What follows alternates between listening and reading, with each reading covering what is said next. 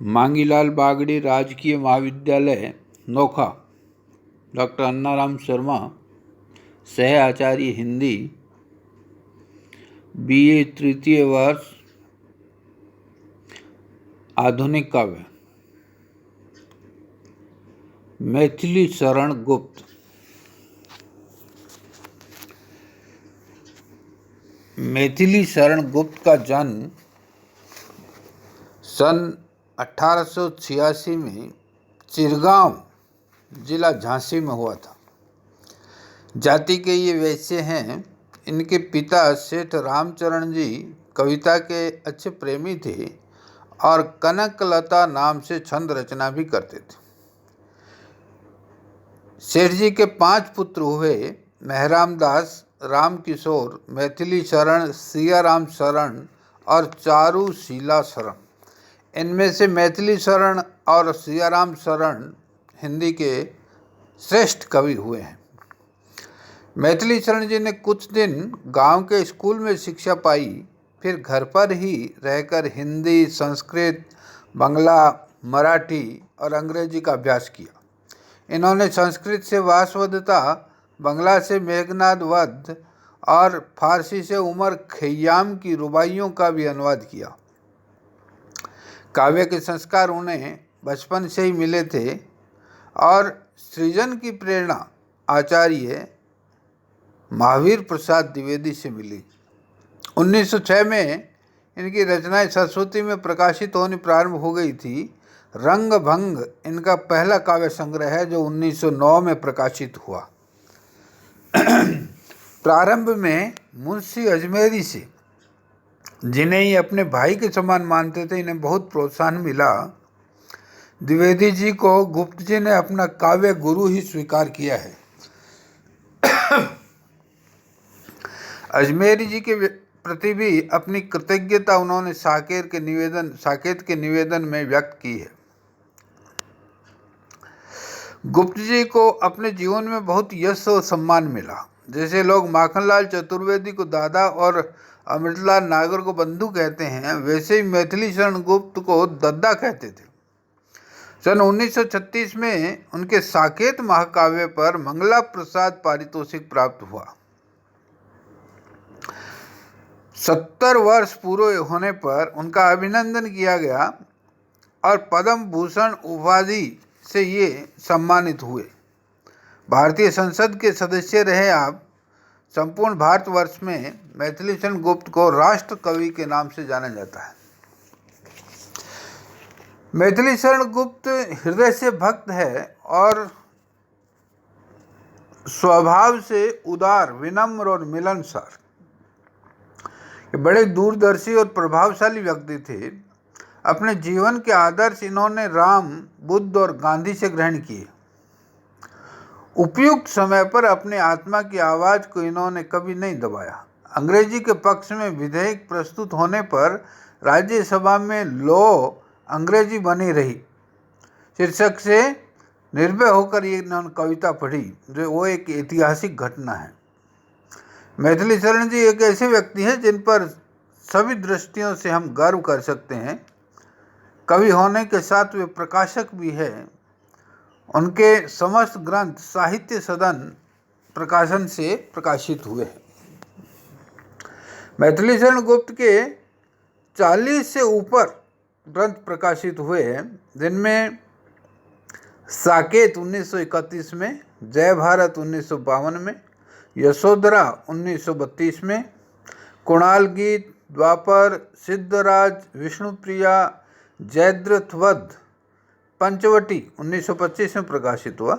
Nahush, one वैभव, वक संहार, शेरंध्री, मंगलघट, झंकार, उच्छ्वास, अर्जन और विसर्जन, काबा और करबला, अंजलि और अर्ध्य, भारत भारती 1912 में प्रकाशित हुआ था, भारत भारती संग्रह, स्वदेश संगीत, वैतालिक, शक्ति, गुरुकुल, हिंदू, रंग में भंग, विकट भट्ट, पद्म प्रबंध, पत्रावली, शकुंतला, हिडिंबा, विश्व वेदना, किसान, पृथ्वीपुत्र, राजा, प्रजा, अजित, तिलोत्तमा, चंद्रहास, अनग और लीला। इसके अतिरिक्त वासवदत्ता, मेघनाथवध, वृषसंहार, वीरांगना, विरहिणी व्रजांगना, उमर खय्याम की रुबाइयाँ आदि ग्रंथों का प्रणयन मैथिली शरण गुप्त जी ने किया। गुप्त जी के काव्य ग्रंथों से ऐसे लगता है कि ये भगवान राम के अनन्य उपासक हैं। साकेत में तो राम का स्तवन उन्होंने किया ही है, पर जो कृष्ण के चरित्र या महाभारत की घटनाओं से संबंधित काव्य है, उनका मंगलाचरण भी राम की वंदना से है। संचित किए रखे हुए सुख वृंद के चखे हुए कुछ फल की जोते दीन सबरी ने दिए, खाकर जिन्होंने प्रीति से शुभ मुक्ति दी भव भीति से, वे राम रक्षक को धनुर्धारण किए, वक्र संहार में उन्होंने लिखा है।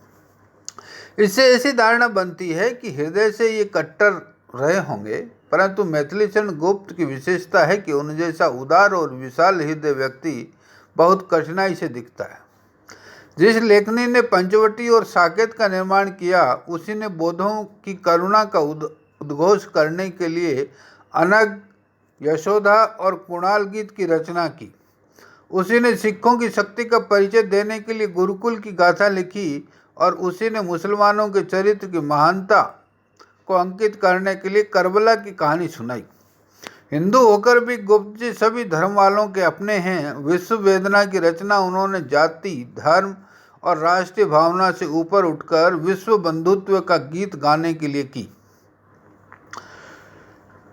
गुप्त जी हमारे देश और युग के प्रतिनिधि कवि हैं। हमारा देश अखंड है और उस अखंडता की भावना मैथिली शरण गुप्त ने दी है। जब तक सारे देश की राष्ट्र प्रेम के आधार पर एक रचना नहीं हो, तब तक उसे राष्ट्र कवि कहलाने का योग्य सौभाग्य नहीं मिलता। गुप्त जी ने एक राष्ट्र की भावना हमें रचनाओं द्वारा दी। इसी से भारतवर्ष में वे राष्ट्र कवि के नाम से विख्यात हुए। उनके राजनीतिक विचार वन वैभव, वक्र संहार, पंचवटी, भारत भारती, साकेत और सबसे अधिक स्वदेश संगीत में बिखरे पड़े हैं। राजनीति में उन्होंने महात्मा गांधी के सिद्धांतों का प्रचार किया। हिंदी में प्रेमचंद और मैथिली शरण गुप्त गांधीवाद के दो प्रबल समर्थक रहे हैं। 1921 से 1947 तक महात्मा गांधी के नेतृत्व में कांग्रेस जिस मार्ग से गई, उन समस्त आंदोलनों की ध्वनि गुप्त जी के काव्य में हमें मिलती है। उनके अनग में मग तो महात्मा गांधी की ही प्रतिमूर्ति है। वहाँ धरना देना, मद्यपान को रोकना, अहिंसा से काम लेना, अछूतोद्धार करना, गांवों की ओर लौटना, अपराधी से घृणा न करना, उसे क्षमा करना, सब कुछ मैथिली शरण गुप्त की कविता में पाया जाता है। महात्मा गांधी के स्वर में वह कहता है, मग कहता है, न तन सेवा न मन सेवा, न जीवन और धन सेवा, मुझे है इष्ट जन सेवा, सदा सच्ची भुवन सेवा। गुप्त जी के 1 दर्जन प्रबंध काव्य हैं। उनके जय भारत और साकेत दोनों हिंदी के महाकाव्यों की परंपरा में बहुत ऊंचा स्थान रखते हैं। यशोधरा भी उनकी बड़ी लोकप्रिय रचना है। ऐसी मार्मिक कृतियाँ विष्णुप्रिया और रत्नावली है। जयद्रथवाद, पंचवटी और नहुस भी सफल रचनाएं हैं। बहुत समय पहले रविंद्रनाथ ठाकुर ने काव्य उपेक्षिता नाम से एक निबंध लिखा था। उससे प्रेरणा ग्रहण करके मैथिली शरण गुप्त ने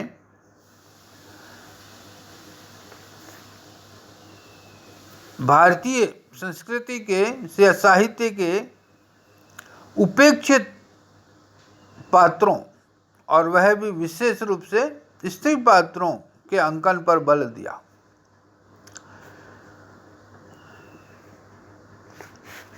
साकेत के निर्माण में यही दृष्टि काम कर रही थी।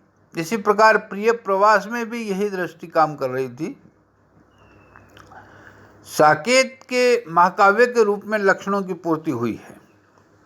पहले गणेश वंदना है, सरस्वती वंदना है, और कथा लोक प्रसिद्ध है ही।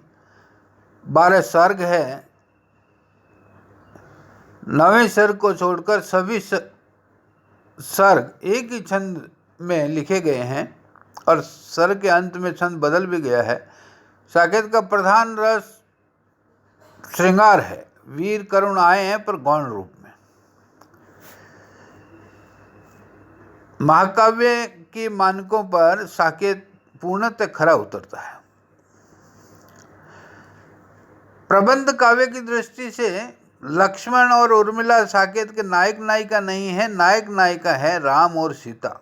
सामान्य दृष्टि से उर्मिला प्रारंभ, मध्य और अंत में सभी कहीं दिखाई देती है और उन्होंने इस काव्य में बहुत प्रश्न घेरे हैं, पर मुख्य पात्री का पद उसी प्रकार दिया जा सकता है जैसे प्रसाद के चंद्रगुप्त में चाणक्य को। साकेत का कार्य उर्मिला का विरह वर्णन नहीं है, आर्य सभ्यता की प्रतिष्ठा है। इसलिए नायिका उर्मिला नहीं है। राम को वन भेजते समय दशरथ विवल होते हैं, तब वे विवल भंजन करते हैं। मुझे था आप ही बाहर विचरना, धरा का धर्म भय था दूर करना। साकेत से विदा होते समय गुरु वशिष्ठ भी उसका स्मरण कराते हैं। हरो भूमि का भार भाग्य से लभ्य तुम, करो आर्य सम वन्य चरों को सभ्य तुम।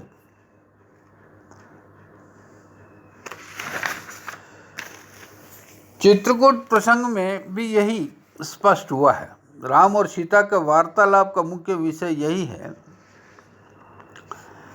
इस प्रकार साकेत एक श्रेष्ठ महाकाव्य है जिसमें उर्मिला का विरह वर्णन अत्यधिक मार्मिक है। गुप्त जी संयोग काल के कवि हैं, पर साकेत में उर्मिला और लक्ष्मण के उन्होंने वियोग के बहुत अच्छे चित्र उपस्थित किए हैं। यह विरह वर्णन कई स्थानों पर बहुत सुंदर भाव झलकाता है। उर्मिला की सहानुभूति पशु पक्षियों तक विस्तृत है। मानस के जल को जमा देता है। शिशिर मानस के जल को जन्मा देता है। यही सोचकर उर्मिला उनसे प्रार्थना करती है कि वह उसके मानस भजन में नयन नीर को जमा दे। इसे वह मोती सा सुरक्षित रखेगी और लक्ष्मण को भेंट करेगी। विशाल दुख को छोटे से छोटे रूप में समेट कर रखने का इससे सरल और कौन सा उपाय हो सकता था। वह चरण धूति स्पर्श करने के लिए लक्ष्मण के निकट वन में छिपकर रहने की कामना करती है। इस अभिलाषा में कितना सुख है और कितना दुख। भूली भूली उर्मिला ने अपनी तूली से जो विरहिणी की चिंता पर देर से पहुंचे प्रेमी को रुलाकर प्रेमिका की मुखाकृति का पुष्प उगाया है। उसके पाठकों के हृदय में कितनी गहरी चोट पहुंचती है। उर्मिला की विक्षिप्तावस्था में वन से लौटे लक्ष्मण का चित्र उपस्थित कर कवि ने प्रेम और कर्तव्य का संघर्ष दिखाया है, वह विलक्षण है। चरित्रों में मैथिली चरण गुप्त जी को सर्वाधिक सफलता कैकेयी की मूर्ति खड़ी करने में मिली। राम पुरुषोत्तम है, सीता और मांडवी पति प्राण, कौशल्या माता है, सुमित्रा छत्राणी, दशरथ दारथ धर्म संकट है, भरत लक्ष्मण भ्रात स्नेही। परंतु कैकेयी के संबंध में कुछ नहीं पता कि वह किस समय क्या कर बैठे। उसके भावों का उतार चढ़ाव गुप्त जी ने बहुत मनोवैज्ञानिक ढंग से स्पष्ट किया है। साकेत खड़ी बोली का लोकप्रिय ग्रंथ है। इसमें उन्होंने भारत के धर्म प्राण, आदर्श प्राण और राम स्नेही जनता के मर्म का स्पर्श दिया। तो जय भारत की रचना महाभारत के अनुकरण पर हुई है, जिसमें कौरवों पांडवों के पारस्परिक कलह है और उससे उत्पन्न महायुद्ध का वर्णन है, जिसमें प्राचीन भारत का सब कुछ नष्ट हो गया। जय भारत प्राचीन भारत की हिंदू संस्कृति का स्वच्छ दर्पण है। इसका मुख्य विषय धर्म और अधर्म का युद्ध है, जिसमें प्रारंभ में अधर्म प्रबल होता दिखाया गया है, पर अंत में जय होती है धर्म की। इसी आधार पर इसके पात्र भी दो स्पष्ट भागों में विभाजित हो गए हैं। एक और असत पात्र जिनमें युधिष्ठिर, उनके भाई कृष्ण और विदुर आते हैं, और दूसरी ओर असत पात्र जिनमें दुर्योधन, दुशासन, शकुनी, जयद्रथ और अश्वत्थामा आते हैं। जय भारत के पात्रों में मनोवैज्ञानिक जटिलता नहीं पाई जाती। जो जैसा है वह अंत तक वैसा ही बना रहता है, चारित्रिक विकास उसमें नहीं हुआ है।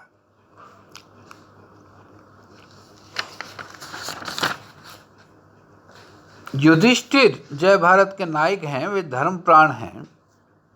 धर्म 3 बार उनकी कठिन परीक्षा लेता है और वे तीनों बार उत्तीर्ण होते हैं। जो मानवीय दुर्बलता उनके चरित्र में भी है, दुख को सहकर अंत में वे निखर उठते हैं। पर उनकी सहनशीलता के लिए उनके आश्रितों को कितना मूल्य चुकाना पड़ा, यह भी किसी से छिपा हुआ नहीं है।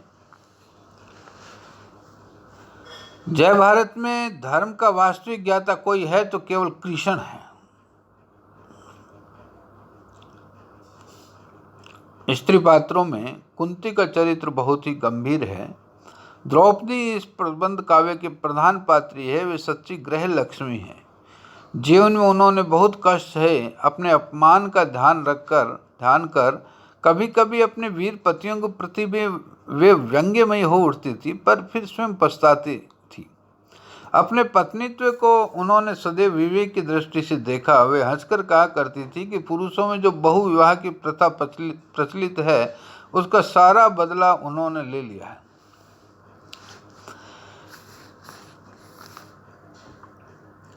जय भारत की केंद्रीय चेतना धर्म है। मैथिली शरण गुप्त का काव्य हिंदू सभ्यता और संस्कृति को उज्ज्वलतम रूप में हमारे सामने रखता है। उर्मिला, यशोधरा, राधा, विष्णुप्रिया और रत्नावली उनके अमर नारी पात्र हैं।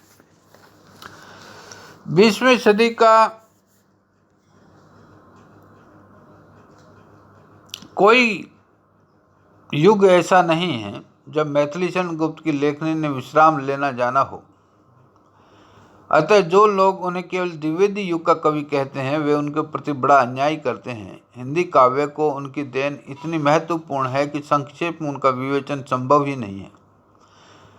अपने प्रबंध काव्यों में सुख दुख के असंख्य तानों बानों से विशाल जीवन का जो पट बुना है, विराट मानवीय चेतना और वैविध्यपूर्ण भाव जगत के जो चित्र अंकित किए हैं, रामायण काल से लेकर गांधी युग तक भारतीय संस्कृति का जो बोध अपनी परिपूर्णता में कराया है, तथा राम, कृष्ण, युधिष्ठिर, बुद्ध और चैतन्य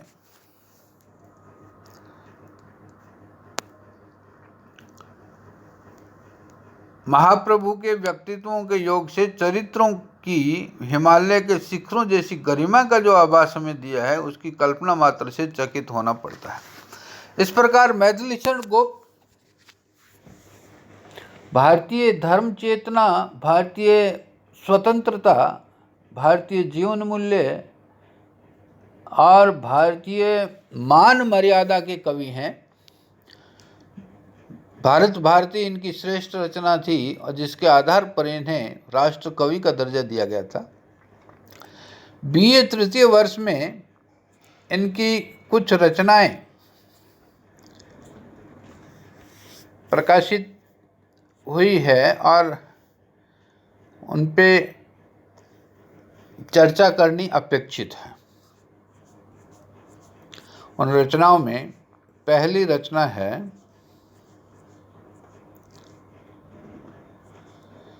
निर्बल का बल। मैथिली शरण गुप्त के निर्बल का बल उनका झंकार काव्य संग्रह में प्रकाशित है। निर्बल का बल राम है, हृदय भय का क्या काम है। हृदय में व्याप्त भय को संबोधित करते हुए मैथिली शरण गुप्त कहते हैं कि निर्बल का बल राम है। जो शक्तिहीन है उसको उसकी सबसे बड़ी शक्ति राम है, अर्थात राम की भक्ति में बहुत शक्ति है। हृदय भय का क्या काम है कि हे हृदय, जिसके पास राम का बल है उसको भयभीत होने की कोई आवश्यकता नहीं। राम वही की पतित पावन जो परम दया का धाम है। इस भवसागर से उद्धारक तारक जिसका नाम है, हृदय भय का क्या काम है। मैथिलीशरण गुप्त कहते हैं कि राम वही है जो पतित पावन है, जो पतितों का, पापियों का उद्धार करने वाले हैं, जो परम दया का धाम है और जो दया के धाम है, जो हर किसी पर दया करते हैं, इस भव सागर से उद्धारक तारक जिनका नाम है, जो इस संसार रूपी सागर से तारने वाले हैं और उनका नाम ही तारक है। हृदय भय का क्या काम है, इसलिए तुम्हें भयभीत होने की कोई ज़रूरत नहीं। तन बल मन बल और किसी को धन बल से विश्राम है कि इस संसार में कोई मनुष्य तन की शक्ति का प्रदर्शन करता है, किसी को मन की शक्ति बलवान लगती है और किसी को धन की शक्ति बलवान लगती है। हर कोई मनुष्य इन तीन शक्तियों में के राग रंग में खोया हुआ है। हमें जान की जीवन का बल निस्दिन आठों याम है। और मैथिलीशरण गुप्त कहते हैं कि हमें इन तीनों शक्तियों पर विश्वास नहीं है, हमें तो जानकी जीवन का बल है। जानकी के जो जीवन रूप हैं वे श्री राम, जो जानकी के जीवन के प्रतीक हैं राम, हमें तो उन्हीं के बल का निशिदिन आठों याम है। आठों प्रहर रात दिन उन्हीं श्री राम की कृपा पर हमें विश्राम है, हमें विश्वास है। इसलिए हे हृदय भय का क्या काम है। बहुत ही सुंदर कविता है मैथिलीशरण गुप्त की, निर्बल के बल राम। इसमें मैथिलीशरण गुप्त की राम भक्ति और अमिट आस्था और श्रद्धा का प्रकटन हुआ है। दूसरी कविता है कुछ न पूछ मैंने क्या गाया। अर्थ, कुछ न पूछ मैंने क्या गाया, बतला कि क्या गंवाया, जो तेरा अनुशासन पाया मैंने शीश नवाया। क्या क्या कहा स्वयं भी उसका आशय समझ न पाया, मैं इतना ही कह सकता हूँ जो कुछ जी में आया। जैसा वायु बहा वैसा ही वेणु रंध्र रव छाया, जैसा धक्का लगा लहर ने वैसा ही बल खाया। जब तक रही अर्थ की मन में मोहकारिणी माया, तब तक कोई भाव भुवन का भूल न मुझको भाया। नाची कितने नाच न जाने कठपुतली सी काया, मिट्टी ने तृष्णा मिला न जीवन बहुतेरे मुँह बाया। कुछ न पूछ मैंने क्या गाया, बतला कि क्या गंवाया, जो तेरा अनुशासन पाया मैंने शीश नवाया। अर्थ भूलकर इसीलिए अब ध्वनि के पीछे धाया, दूर किए सब बाजे गाजे ढू ढंग का ढाया। हर तंत्री का तार मिले तो स्वर और सरस समाया, और समझ जाऊं फिर मैं भी यह मैंने है गाया।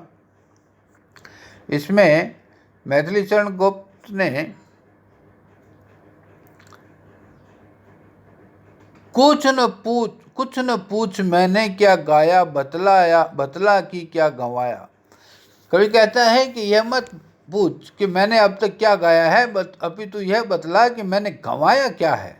जो तेरा अनुशासन पाया मैंने शीश नवाया, कि मैंने तुमसे जो मर्यादा सीखी है उस मर्यादा के मूल्यों को सदैव ही प्रणाम किया है। क्या क्या कहा स्वयं भी उसका आज से समझ न पाया। अपने आप को बिल्कुल मतिहीन मानते हुए कवि कहते हैं कि मैंने अब तक क्या क्या कहा, मैं स्वयं ही उसका अर्थ नहीं समझ पाया हूँ। मैं तो इतना ही कह सकता हूँ कि जो कुछ जी में आया वह मैंने कह दिया। जैसा वायु बहा वैसा ही वेणु रंध्र रव छाया, जिस प्रकार की वायु बही उसी प्रकार के वेणुओं से इसी प्रकार बांसुरी के रंध्रों से ध्वनि की छाया निकल पड़ी। जैसा धक्का लगा लहर ने वैसा ही बल खाया, और जिस प्रकार से लहर को जिस प्रकार का धक्का लगा वैसे ही बल खाने लगती है, वैसे ही मैं संसार में जैसे मुझे चलाया गया वैसे ही मैं चला। जब तक रही अर्थ की मन में मोहकारिणी माया, तब तक कोई भाव भुवन का भूलन मुझको भाया। कि जब तक मन के भीतर माया की मोहकारिणी छवि विद्यमान रही, तब तक इस संसार का कोई भी भाव मैं भूल नहीं पाया। अर्थात मेरे भीतर तमाम सांसारिक ऐषणाएं जागृत रही। नाची कितने नाच न जाने, कठपुतली सी काया, मिटी न तृष्णा मिला न जीवन, बहुत तेरे मुँह बाया। कि मैंने बहुत प्रयास कर लिए, लेकिन मन के भीतर से ये तृष्णा नहीं मिटी और न सचमुच मुझे मेरा वास्तविक जीवन मिला। और यह काया कठपुतली की भांति नाच नाचती रही, अर्थात सांसारिक ऐषणाएं मनुष्य को नचाती रही। अर्थ भूलकर इसीलिए अब ध्वनि के पीछे आया, दूर किए सब गाजे बाजे, ढूह ढोंग का ढाया। कवि कह रहा है कि सांसारिक नाच मैंने बहुत नाच लिया, इसीलिए अब हार थक कर मैं उस अर्थ को भूलकर, अर्थात धन को भूलकर ध्वनि के पीछे धाया हूँ। अर्थात शब्द की सत्ता मुझे भा गई है और शब्द की साधना कर रहा हूँ। दूर किए सब गाजे बाजे, ढूह ढोंग का ढाया। तमाम प्रकार के गाजे बाजे और लोक प्रसिद्धि के कारण उपादान जो है वो सब मैंने ढा दिए हैं और ढोंग को छोड़कर सच्चा जीवन जीने लगा हूँ। हथ तंत्री का तार मिले तो स्वर हो सरस सवाया। हृदय का तार यदि मिल जाए तो भीतर का स्वर बहुत ही सवाया हो जाता है, अर्थात वो उसका सौंदर्य द्विगुणित बढ़ जाता है। और समझ जाऊं फिर मैं भी यह मैंने है गाया, और ऐसा में हुआ तो मैं अपने स्वयं के गाए हुए का अर्थ भी समझ जाऊंगा।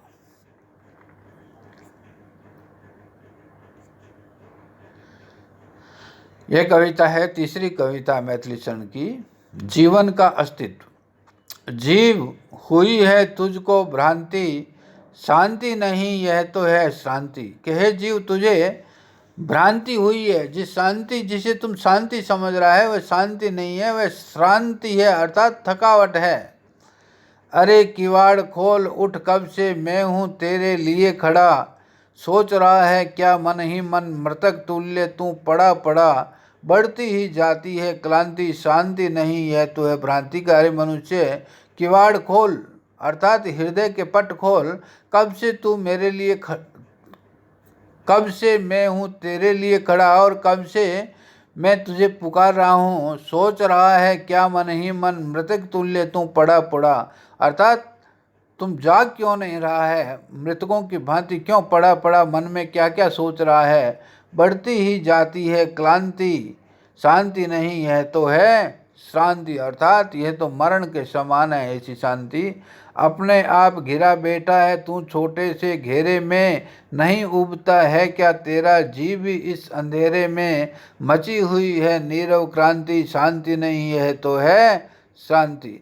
कि अपने घेरे को अपने हृदय के बंधनों को तोड़ और छोटे से घेरे से मुक्त होकर बाहर आ। जो जीवन में प्रकाश है उस प्रकाश की ओर देख। मची हुई है नीरव क्रांति, चारों ओर क्रांति के स्वर बज रहे हैं, सुनाई पड़ रहे हैं। शांति नहीं यह तो है शांति। के शांति नहीं कह सकते इसे।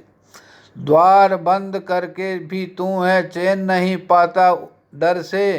तेरे भीतर चोर घुसा है, उसको तो निकाल घर से। चुरा रहा है वह कृतिकांति, शांति नहीं है तो है शांति। कि मनुष्य बाह्य दुखों से डरकर अपने हृदय के द्वार बंद कर लेता है। द्वार बंद करके भी तू है, चैन नहीं पाता डर से। लेकिन डर के कारण बाहरी द्वार बंद कर लेने से वो भय नहीं चला जाता। तेरे भीतर चोर घुसा है, उसको तो निकाल घर से। भीतरी भय को निकालना आवश्यक है। चुरा रहा है वह कृति कांति की, कृति की शोभा को वह भीतरी जो भय है वह चुरा रहा है। शांति नहीं है तो है शांति।